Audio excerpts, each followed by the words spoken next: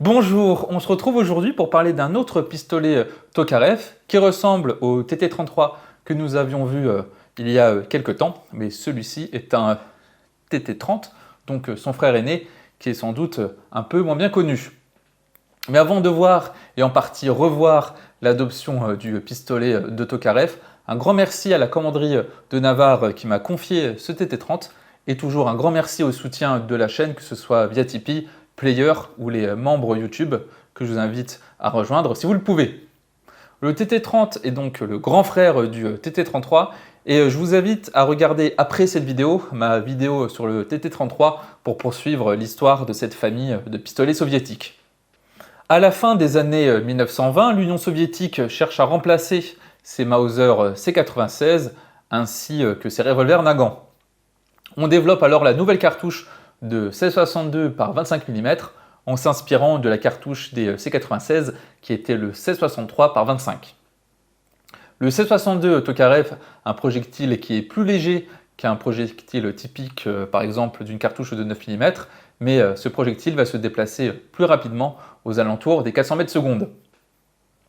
Une fois qu'on a déterminé cette nouvelle cartouche, il faut un pistolet et comme souvent dans l'adoption d'une nouvelle arme, on met en place une mise en concurrence. Les ingénieurs Féodor Tokarev, Sergei Korovin et Sergei Prilutski vont proposer leur arme et ce sera l'arme de Tokarev qui sera choisie. Le 7 janvier 1931, on effectue les derniers essais et l'arme va alors devenir le TT30. D'ailleurs, TT est l'acronyme de Tula Tokarev car ce sera l'arsenal de Tula qui fabriquera ces pistolets. Le développement ne va pas s'arrêter avec le TT30 car Tokarev va apporter quelques modifications au pistolet pour le simplifier et l'améliorer, notamment en modifiant le groupe de détente ainsi que les tenons de verrouillage. Ce nouveau modèle sera désigné TT33 et ce sera la variante produite en masse pendant la Seconde Guerre mondiale car on estime que ce sont plus d'1,3 million de TT33 qui ont été produits. D'ailleurs, la production des TT33 n'a pas entraîné l'arrêt brutal de la production de TT30 car la fabrication de ces pistolets se sont chevauchés pendant quelques années. Je vais m'arrêter là pour l'histoire et je vous invite à consulter ma vidéo sur le TT33 après cette vidéo pour poursuivre le sujet car désormais on va jeter un œil à ce TT30 d'un peu plus près. On peut reconnaître le TT30 grâce à ses stries de préhension verticale et à l'arrière de la poignée on a une pièce pour plus facilement accéder au ressort du marteau, mais il faut quand même un outil pour chasser cette trappe. Le mécanisme de détente est également légèrement différent et la détente est un peu plus dure sur le TT30. Autre différence non visible sans démonter l'arme, ça va être les tenons de verrouillage qui vont être légèrement modifiés entre le TT30 et le TT33. Notre TT30 pèse 850 grammes non chargé et il mesure 194 mm de long avec un canon qui lui mesure 116 mm. Il dispose d'un chargeur de 8 cartouches qui va s'éjecter de manière assez classique grâce au bouton situé ici. On n'a pas de sûreté à proprement parler, mais on a un cran de demi-armée qui va empêcher le tir et également qui va interdire tout mouvement de la culasse. Les organes de visée sont très simples, ils ne sont pas réglables bien sûr, mais ils sont assez nets et précis. Le marteau est exposé, et on peut voir qu'il est strié pour faciliter la manipulation.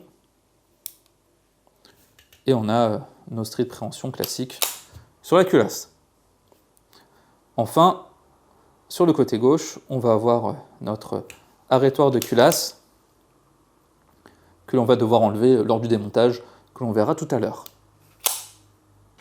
Voyons voir ce que donne ce TT30 au tir. J'ai déjà un peu tiré avec et j'avais des petits soucis avec l'arrêtoir qui avait tendance à se déclencher tout seul.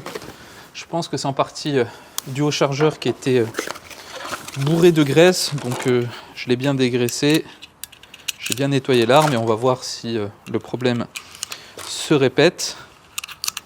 Mais j'avais adoré tirer au TT33. Je trouve que le C62 Tokarev est une cartouche qui est super agréable à utiliser. Donc je pense que, enfin c'est pas je pense, je sais que l'expérience avec le TT30 va être presque identique. Un jour j'aimerais bien essayer, je crois que c'est un Zastava M70 qui est la version en 9 mm pour voir si c'est aussi agréable. Et j'espère que la caméra pourra voir les flashs qui sortent du canon.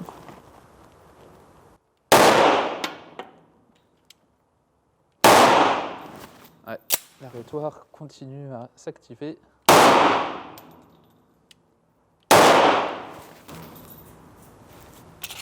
Mais c'est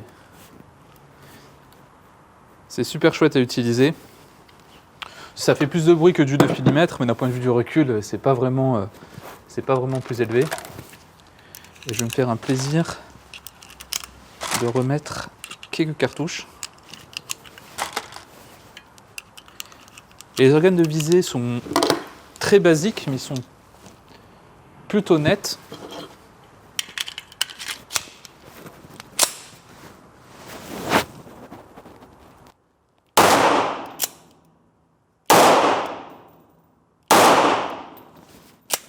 Ouais.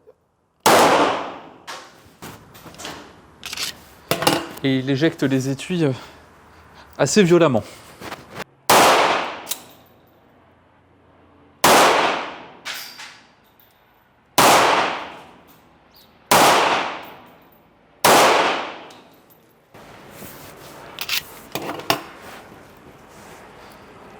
Ah non, c'est vraiment très agréable et je pense que ça sera ma prochaine acquisition, un TT30 ou un TT33. Et tous les gens à qui j'ai fait essayer un Tokarev, tous ont vraiment adoré.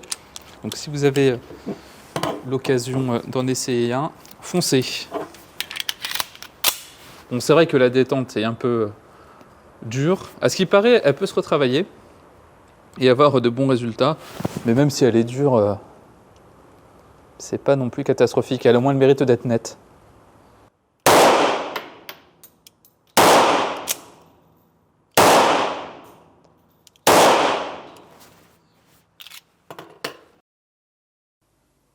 Mécaniquement, le Tokarev fonctionne de manière similaire à un 1911 conçu par John Browning, c'est-à-dire avec un court recul du canon qui va basculer via une biellette.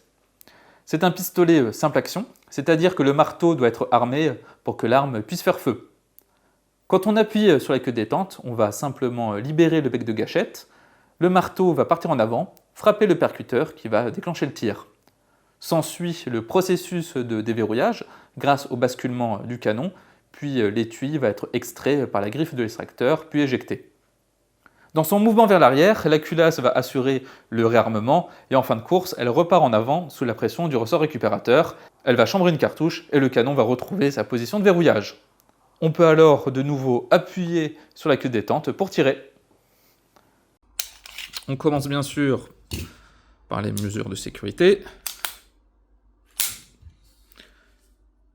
Et pour retirer la culasse de la carcasse, c'est assez simple. On a un ressort plat sur le côté droit. On le désengage. Si c'est difficile, vous pouvez utiliser un outil en plastique ou en bois pour forcer un peu. Je vais faire reculer la culasse pour que mon arrêtoire puisse être retiré. Je peux alors retirer la culasse. Il faut faire attention au ressort récupérateur qui va avoir tendance à sortir.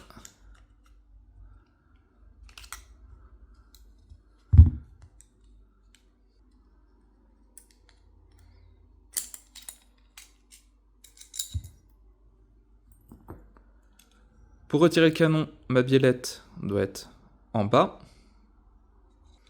Je peux retirer ensuite le bushing qui est cette pièce. Je la fais tourner à 180 degrés et je peux l'enlever. Je peux ensuite retirer le canon.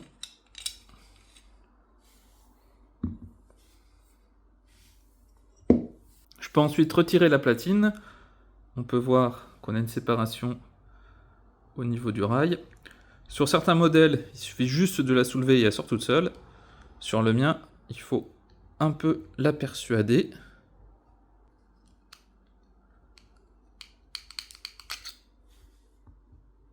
Donc, la voici avec le marteau. Pour remonter le Tokarev, on fait évidemment l'inverse. Je vais remettre la platine à sa place. Je vais ensuite réinsérer le canon, donc toujours la biellette en bas.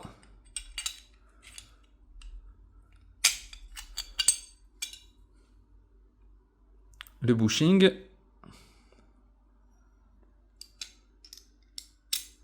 Je le remets dans sa position normale. Je vérifie bien que ma biellette est toujours en haut.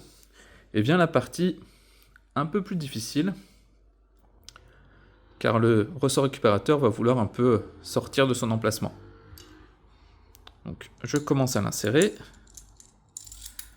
Et il faut ensuite que le bout de la tige guide, qui est légèrement courbée, s'appuie sous la chambre. Donc aidez-vous de votre main gauche pour maintenir le ressort à sa position. Donc je maintiens le ressort récupérateur et ma tige guide de cette manière. Je réinsère la glissière sur les rails.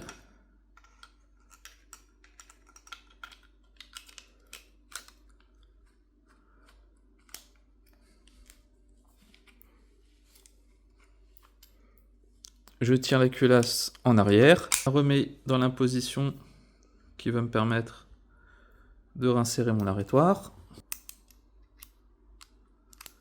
Je le remets à sa place. Je peux ramener la culasse en avant et je n'oublie pas de reverrouiller le ressort sur la droite.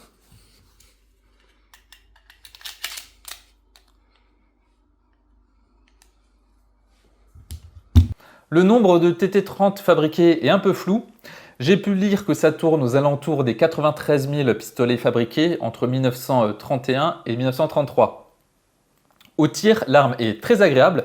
Le C62 Tokarev est de belle flamme à la sortie de canon et il fait pas mal de bruit, mais le recul est totalement gérable. J'espère que cette vidéo vous aura permis d'en savoir plus sur ce TT30. Je vous invite, comme d'habitude, à vous abonner à la chaîne si ce n'est pas déjà fait. Et si vous le pouvez, à rejoindre le Tipeee en description. Sur ce, on se dit à bientôt pour une prochaine vidéo.